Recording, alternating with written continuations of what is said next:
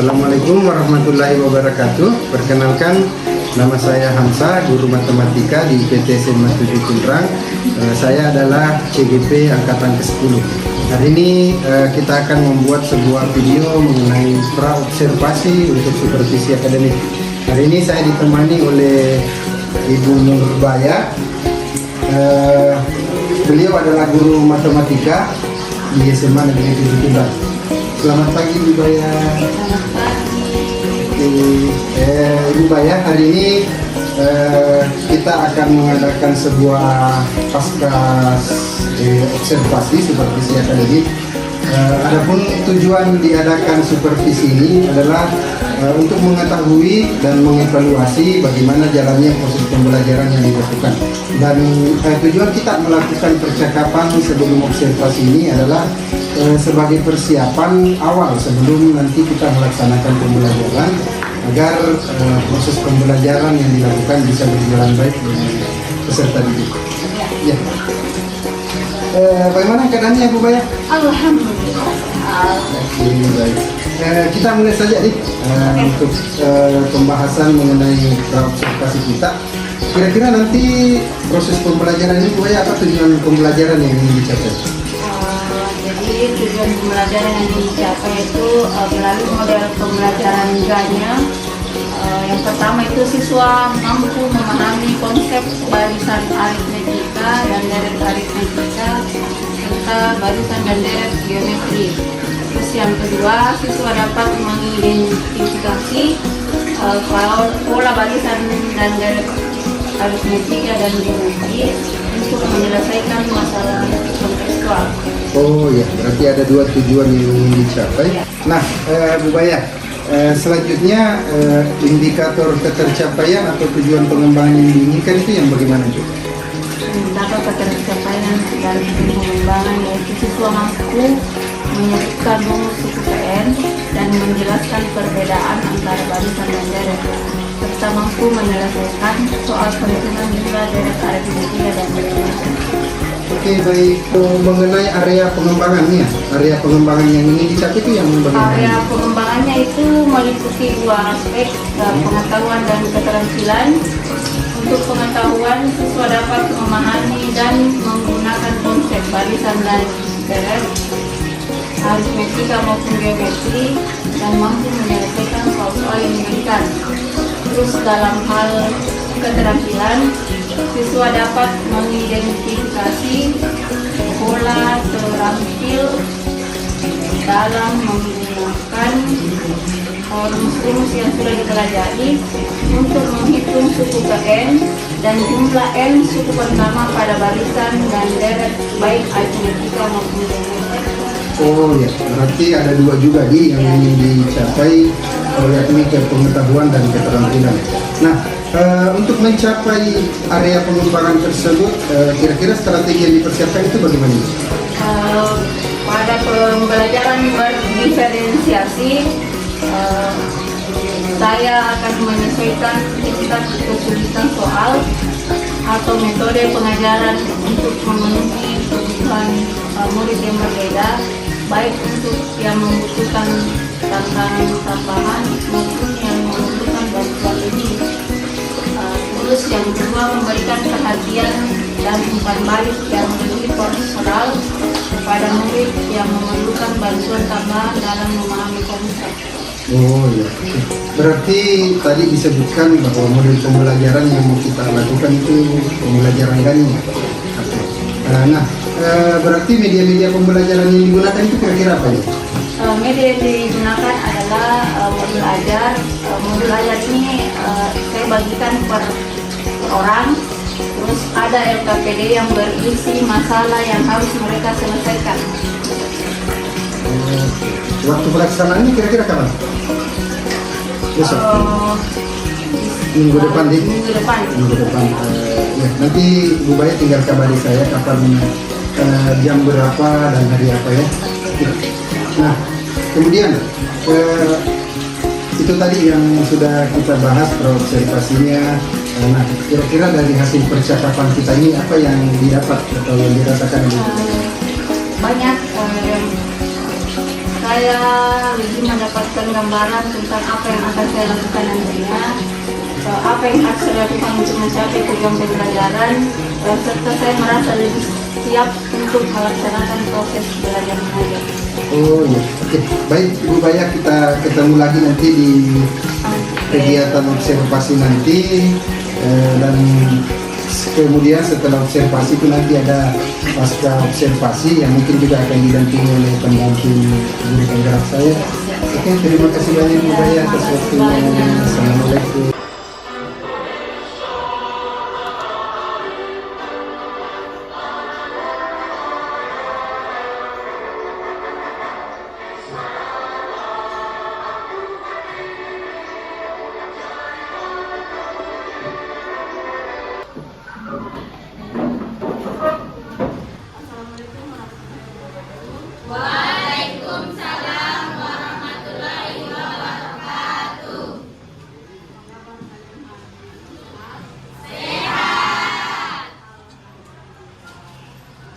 Sebelum kita memulai pembelajaran, saya akan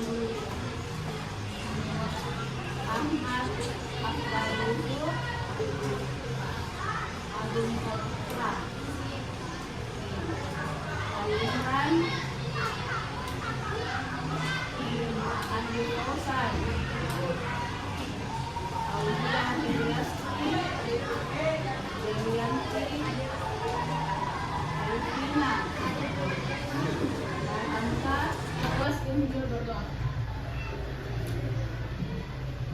Sebelum kita belajar, mari kita berdoa sesuai kepercayaan masing-masing. Berdoa dimulai.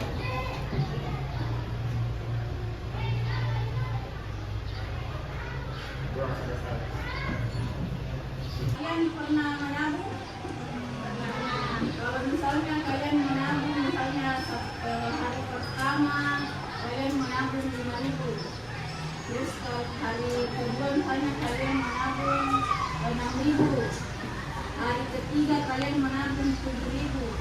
Kira-kira pada hari ke-100 apakah kalian bisa menghitung berapa jumlahnya tabungannya kalian?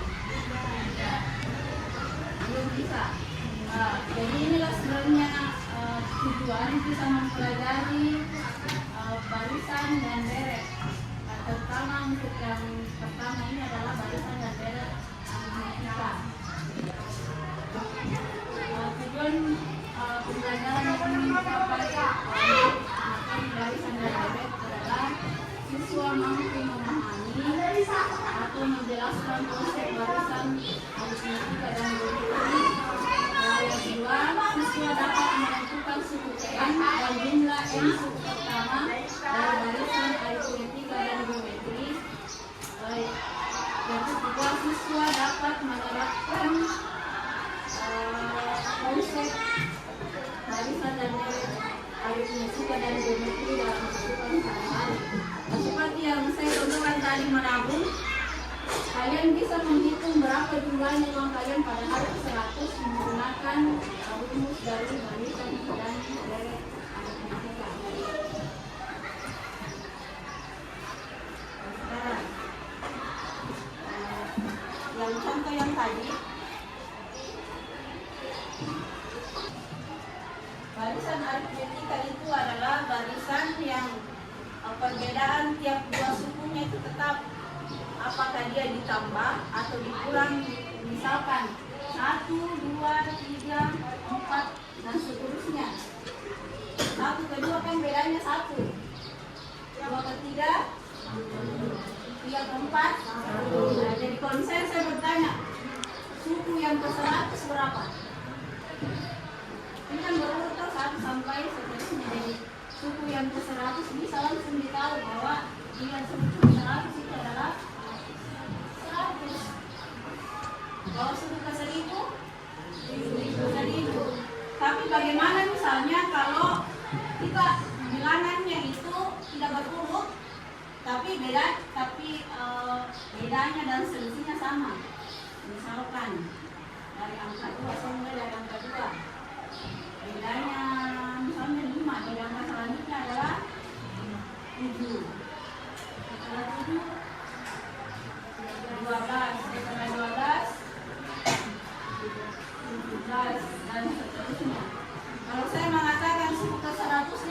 berapa? Kira-kira berapa?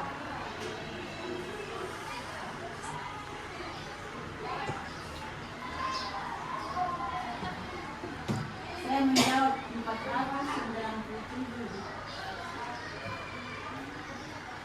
Bagaimana caranya? Nah, sekarang kita rumusnya itu suku ke N. Rumusnya adalah A tambah M kurang 1 kali D. A itu suku pertama, N banyaknya suku, D itu bedanya. A-nya tadi A-nya 2, D-nya 5, M-nya banyaknya suku tadi yang saya tanyakan adalah 100. Sekarang kalau kita cari U100, berarti A tambah 100 dikurang 1 kali hanya 2. 100 kurang 1 kali B-nya tadi 5, jadi 2 tambah 99 kali 5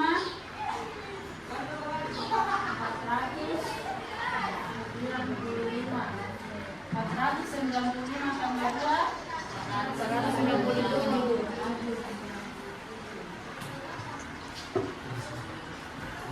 Sekarang untuk tugas di halaman 52 nomor 1, silahkan kalian kerjakan di buku tugasnya ya.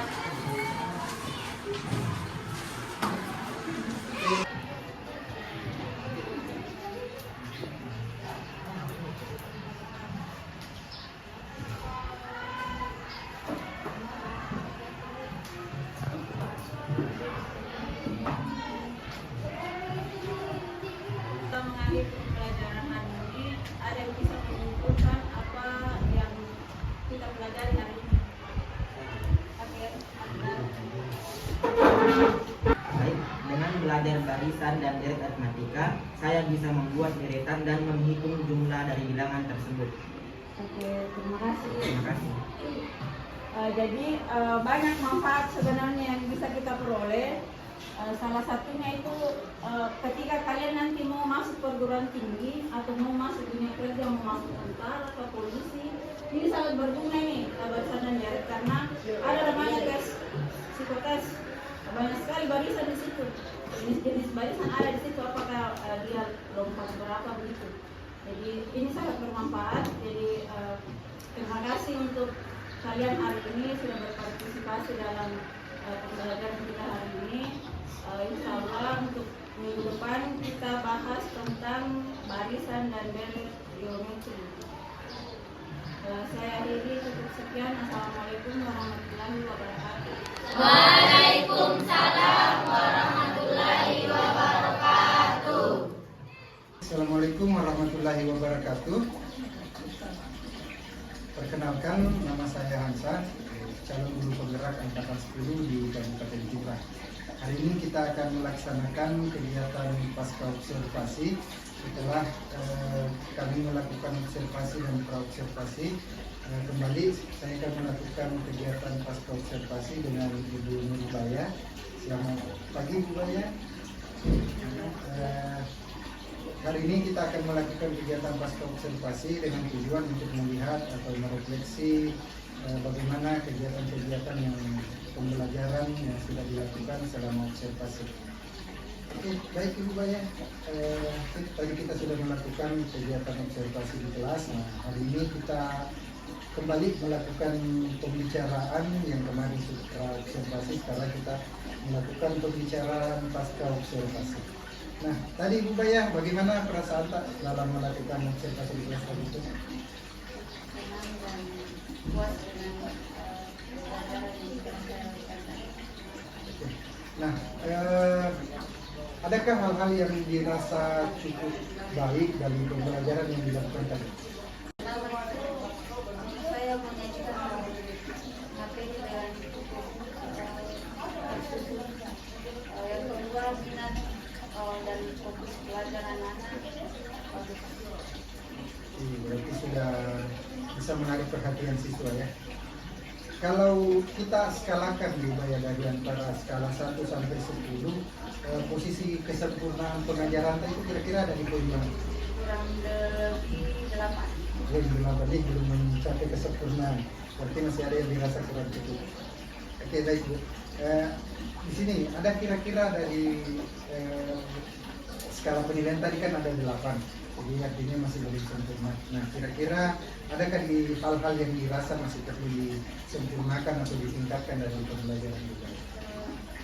Yang pertama itu lagi melakukan siswa, karena kan ini jam-jam terakhir dari jam-jam rawan mengantuk, jadi harus ada upaya bagaimana supaya siswa lebih aktif. Kemudian bagaimana sih rencananya Ibu ke depannya nanti untuk melakukan pembelajaran yang bisa lebih baik lagi?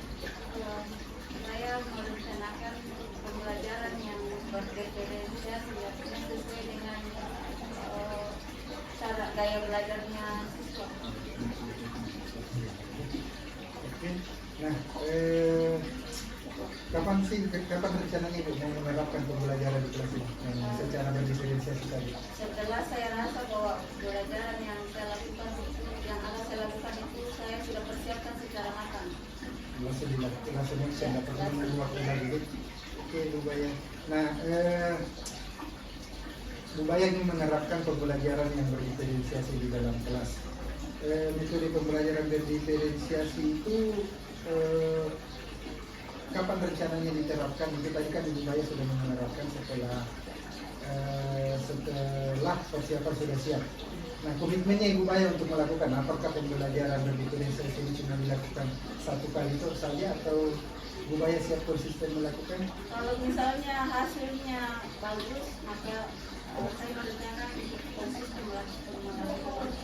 Mau konsisten melakukan jadi semoga sih metode pembelajaran diterapkan itu menjadi lebih baik dari pembelajaran sebelumnya dan pasti merasa puas nanti dengan pembelajaran.